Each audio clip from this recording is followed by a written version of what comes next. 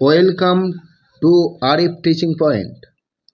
দেখো, দশম শ্রেণীর জীবন বিজ্ঞান বিষয়ের দ্বিতীয় পর্যায়ক্রমিক মূল্যায়নের 2, 3 এবং 5 মার্কসের কিছু গুরুত্বপূর্ণ প্রশ্ন। এই প্রশ্নগুলো তোমরা ভালো করে দেখে যাও। এই প্রশ্নগুলোই তোমরা দ্বিতীয় পর্যায়ক্রমিক মূল্যায়নে কমন পেতে পারবে। দেখো, এখান থেকেই সমস্ত প্রশ্ন তোমরা কমন পাবে। যদি এই ভিডিওটি তোমরা স্কিপ না করে দেখো, তাহলে তোমরা পিডিএফটা ডাউনলোড করার নিয়মটা জানতে পারবে। আমরা তোমাদেরকে পিডিএফ ডাউনলোড করার নিয়ম বলে দেবো, তোমরা ভিডিও স্কিপ না করে দেখে যাও। তোমরা স্কিপ করলে কিন্তু জানতে পারবে না আমি ভিডিওর মাঝখানে কিভাবে ডাউনলোড করতে হবে, কিভাবে তোমরা পিডিএফটি পেতে পারবে, সেটা আমি তোমাদের জানিয়ে দেবো।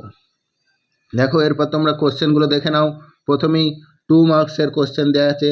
2 মার্কসের 25টি কোশ্চেন আছে। সেই 25টি কোশ্চেনের মধ্যেই তোমরা পেয়ে যাবে 2 নম্বরের যে প্রশ্নগুলো আসবে পরীক্ষায়। দেখো, প্রথম কোশ্চেন আছে জননের উদ্দেশ্যগুলি লেখো। তারপরে দ্বিতীয় কোশ্চেন আছে বৃদ্ধির দশাগুলি উল্লেখ করো। তৃতীয় কোশ্চেন খুবই গুরুত্বপূর্ণ, যৌন জনন ও অযৌন জননের মধ্যে দুটি পার্থক্য লেখো। তারপরে দেখো 4 নম্বর কোশ্চেন। 4 নম্বরে আছে বৃদ্ধি ও বিকাশের দুটি পার্থক্য লেখো। তারপরে 5 নম্বরে আছে বিবাহের পূর্বে জেনেটিক কাউন্সিলিং কেন করানো হয়। তারপরে 6 নম্বরে দেখো অনুবিস্তারণ পদ্ধতির ধাপগুলি শব্দচিত্রের মাধ্যমে দেখাও। তারপরে দেখো 7 নম্বর কোশ্চেনটি দেখো অনুবিস্তারণের দুটি সুবিধা লেখো। তারপরে 8 নম্বরে দেখো খুব গুরুত্বপূর্ণ কোশ্চেন, স্বপরাগ যোগ ইতর পরাগ অপেক্ষা উন্নত কেন। তারপর 9 নম্বরে দেখো স্বপরাগ যোগ ও ইতর পরাগ যোগের মধ্যে দুটি সুবিধা এবং দুটি অসুবিধা, তোমরা এই দুটি কোশ্চেনই দেখে রাখবে ভালো করে। তারপরে 10 নম্বরে টেস্ট ক্রস এবং ব্যাক ক্রস বলতে কি বোঝো। 11 নম্বরে দেখো অসম্পূর্ণ প্রকটতা ফিনোটাইপ ও জিনোটাইপ অনুপাতটি দেখাও। অসম্পূর্ণ প্রকটতার ফিনোটাইপ ও জিনোটাইপ অনুপাতটি দেখাও। তারপরে 12 নম্বর কোশ্চেন। 12 নম্বর কোশ্চেনটা খুবই গুরুত্বপূর্ণ। দেখো, অ্যালিল কি, খুব গুরুত্বপূর্ণ। তারপরে 13 নম্বরে মেন্ডেলের সাফল্য লাভের দুটি কারণ লেখো, এটিও খুব গুরুত্বপূর্ণ।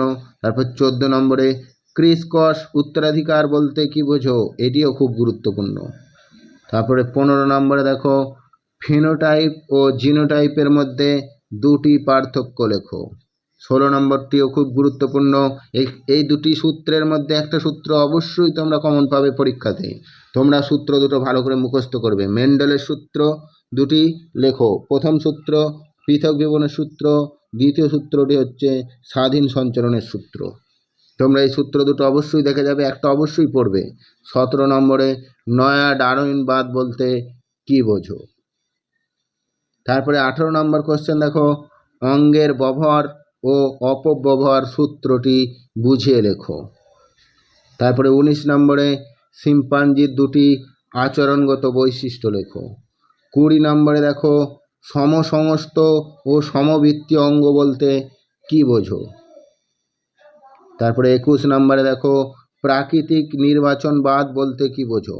22 নম্বরে দেখো 22 নম্বরে মাছের পটকার অভিযোজনগত গুরুত্ব লেখো। এই 21 নম্বরে যে প্রাকৃতিক নির্বাচনবাদ মতবাদটি, যে ডারউইনের মতবাদ আছে, এটিও খুব গুরুত্বপূর্ণ, এটাও ধরতে পারো, পরীক্ষায় চলে এসেছে। 23 নম্বর কোশ্চেনটি দেখো অর্জিত বৈশিষ্ট্যের বংশানুসরণ বলতে কি বোঝো। এটা ল্যামার্কের মতবাদ, এই মতবাদটিও খুব গুরুত্বপূর্ণ। তারপরে 24 নম্বরে দেখো ভেদ বা প্রকরণ কি। তারপরে 25 নম্বরে নিষ্ক্রিয় অঙ্গ কাকে বলে, এটা উদাহরণ সহ তোমরা মুখস্থ করবে, নিষ্ক্রিয় অঙ্গ কাকে বলে। এরপর 2 এবং 3 মার্কস মিলিয়ে যে 5 মার্কসের কোশ্চেন পড়ে, 5 মার্কস পুরোপুরি হয় না, যদি চিত্র পড়ে সেই চিত্রতেও দেখবে আঁকার জন্য 3 থাকে, পয়েন্টিংয়ের জন্য 2 থাকে। তাহলে পুরোপুরি 5 মার্কসের কোশ্চেন লাইফ সায়েন্সে আসে না, তাই তোমরা 2 মার্কস এবং 3 মার্কস মিলিয়ে 5 মার্কসের কোশ্চেন পাবে। সেই কোশ্চেনগুলি তোমরা দেখে নাও। প্রথম কোশ্চেনে কি আছে দেখো, জনুক্রম কাকে বলে? এটা 2। তার সঙ্গে ফার্নের জনুক্রম চিত্রের সাহায্যে বা রেখাচিত্রের সাহায্যে বর্ণনা করতে হবে। তাহলে 2 + 3 করে 5। তারপরে মেন্ডেলের সূত্রটি 2 নম্বর কোশ্চেন আছে, দেখো মেন্ডেলের দ্বিসংকর জনন পরীক্ষাটি চেকার বোর্ডের সাহায্যে বুঝিয়ে লেখো এবং এর থেকে প্রাপ্ত ফিনোটাইপ এবং জিনোটাইপ অনুপাত লেখো। তারপরে 3 নম্বর কোশ্চেন দেখো মেন্ডেলের এক সংকর জনন পরীক্ষাটি চেকার বোর্ডের সাহায্যে দেখাও এবং এখান থেকে অসম্পূর্ণ প্রকটতা কি এটিও 2 নম্বরের জন্য করতে হবে। 3 + 2 নিয়ে 5 হবে। তারপরে 4 নম্বর কোশ্চেন দেখো বর্ণন্ধতা কাকে বলে, এর কারণ ও লক্ষণ উল্লেখ করো। তারপরে 5 নম্বর কোশ্চেনটি দেখো, 5 নম্বরে আছে মেরুদণ্ডী প্রাণীদের হৃৎপিণ্ডের গঠন কিভাবে অভিব্যক্তির পক্ষে প্রমাণ হিসাবে কাজ করে তা বুঝিয়ে লেখো। এটিও খুব গুরুত্বপূর্ণ প্রশ্ন। দেখো এই পিডিএফটি পেতে চাইলে তোমরা ডেসক্রিপশন বক্সে গিয়ে দেখবে আমার টেলিগ্রাম চ্যানেলের লিঙ্ক দেওয়া থাকবে। তোমরা ওই টেলিগ্রাম চ্যানেলে জয়েন হয়ে যাও। জয়েন হয়ে গিয়ে আমাকে মেসেজ করো। মেসেজ করার জন্য তোমরা একটা কোড লিখবে LSC20। তাহলেই এই মেসেজটা করলেই তোমরা পিডিএফটা তোমরা পেয়ে যাবে। আমি তোমাদেরকে পিডিএফটা প্রোভাইড করে দেবো। তোমরা অবশ্যই যে আমাকে মেসেজ করবে, মেসেজ করার কোডটি হলো LSC20। LSC20 মেসেজ করবে, তাহলেই আমি পিডিএফটা তোমাদের প্রোভাইড করে দেবো। দেখো এবার 6 নম্বর কোশ্চেন দেখো সপুষ্পক উদ্ভিদের দ্বিনিষেক পদ্ধতি চিত্রসহ আলোচনা করো। তারপর 7 নম্বর কোশ্চেন দেখো ঘোড়ার বিবর্তন গঠিত প্রমাণের ক্ষেত্রে জীবাশ্মের গুরুত্ব আলোচনা করো। তারপরে 8 নম্বর কোশ্চেন দেখো অভিব্যক্তির প্রমাণ হিসাবে তুলনামূলক ভ্রূণ তত্ত্ব আলোচনা করো। এটিও খুব গুরুত্বপূর্ণ। তারপরে 9 নম্বর কোশ্চেন দেখো উটের অতিরিক্ত জলক্ষয় রোধ করার জন্য কি কি অভিযোজন দেখা যায়। দেখো অভিযোজন বানানটা এখানে ভুল হয়ে গেছে, অভিযোগ দেওয়া হয়ে গেছে, অভিযোজন করে নেবে তোমরা। যেখানেই অভিযোগ আছে সেটা অভিযোজন হবে।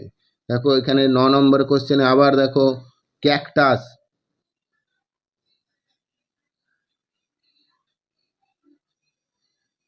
ক্যাকটাসের 3টি অভিযোজনগত বৈশিষ্ট্য উল্লেখ করো। ক্যাকটাসের 3টি অভিযোজনগত বৈশিষ্ট্য উল্লেখ করো। তারপরে 10 নম্বর কোশ্চেন দেখো, এই 10 নম্বর কোশ্চেনটি ভালো করে দেখে নাও। 10 নম্বর কোশ্চেন আছে মানুষের লিঙ্গ নির্ধারণ পদ্ধতি ছকের সাহায্যে দেখাও এবং দ্বিসংকর জনন পরীক্ষা থেকে মেন্ডেল কি কি সিদ্ধান্তে উপনীত হন। এটিও খুব গুরুত্বপূর্ণ কোশ্চেন।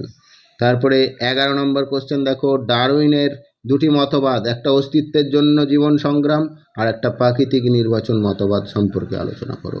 এটিও খুব গুরুত্বপূর্ণ। তারপরে দেখো 12 নম্বর কোশ্চেন দেখো শিম্পাঞ্জির আচরণগত ও অভিযোজনগত বৈশিষ্ট্য আলোচনা করো। তার সঙ্গে উটের যে কোনো 3টি শারীরবৃত্তীয় অভিযোজনগত বৈশিষ্ট্য লেখো। থ্যাংক ইউ সম্পূর্ণ ভিডিওটি দেখার জন্য।